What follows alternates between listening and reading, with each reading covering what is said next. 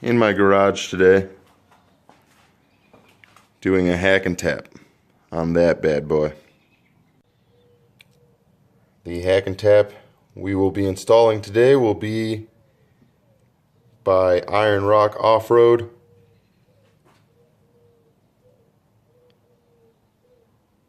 And the drive shaft that we're going to be using is going to be the front drive shaft to a Grand Cherokee. Do not forget to check your tires and engage your e-brake. Now, first things first, you will need to remove your existing drive shaft. And for those making note of this install, this is a Dana 44A and a New Process 242. Out with the old and in with the new. Well, new to me at least. What I've done here is measured out where I would like to make my cut. Now, for the hack portion of the job, you're gonna want the right tool.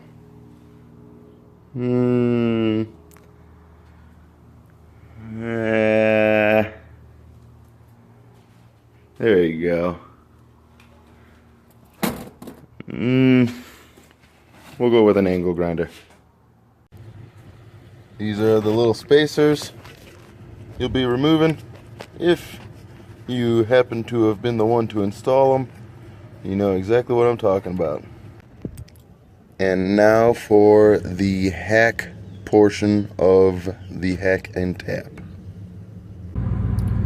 Now, a little trick I'm sure most have figured out through other hack and tap videos would be to put it into gear actually while the vehicle is on, allowing the output shaft to spin, so that way while you're cutting you're able to focus on keeping it perfectly straight and angled in. So got the Jeep rolling. Let's go ahead and pop it into gear. Alright, and I didn't fly into the garage, so I think we should be good. And you can see here, I don't know if you can hear me, but I've got the output shaft spinning, so time to make my cut. And with a little bit of movie magic, voila, there is your hack. Now onto the tap. One thing I did want to make mention was the sequence in which you should turn off the vehicle in order to not fly through your garage, right? So you'll shift it into neutral first, turn off the vehicle, then shift it into park, and then you can take the keys out.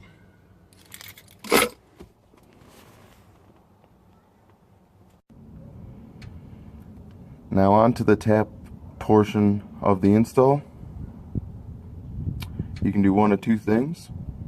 You can do what I did here and just use the slip yoke eliminator itself to find out a good center of hole to begin your drill. Otherwise, you can buy the jig that Iron Rock Off-Road offers to do this as well. Center up your hole, because you definitely don't want to mess this up. So one and done kind of thing. Another thing I forgot to mention on the hack portion is it's always a good idea to just bevel the edge a little bit, make it easier for the install. It's nice. Instructions say to drill 1 1/8 inch deep. It does say to use a 1/4 inch drill bit, but I'm going to go ahead and use a few pilots just to kind of get the party started. And it's never a bad idea to use a little fluid whenever cutting into hardened steel. Yeah. Alright guys, so I went ahead and drilled the hole dead center to the output shaft, and I tapped it. There was no way I was going to be able to go ahead and tape any of that. It was painstaking, and I went only a 1/4 turn at a time. Would have been nice if I could have just fed it in this smooth, but that wasn't the case. I did manage to tap it all the way through to the bottom. And remember, this is a hardened shaft. It's very easy to ruin your day if you got this tap snapped off in this hole.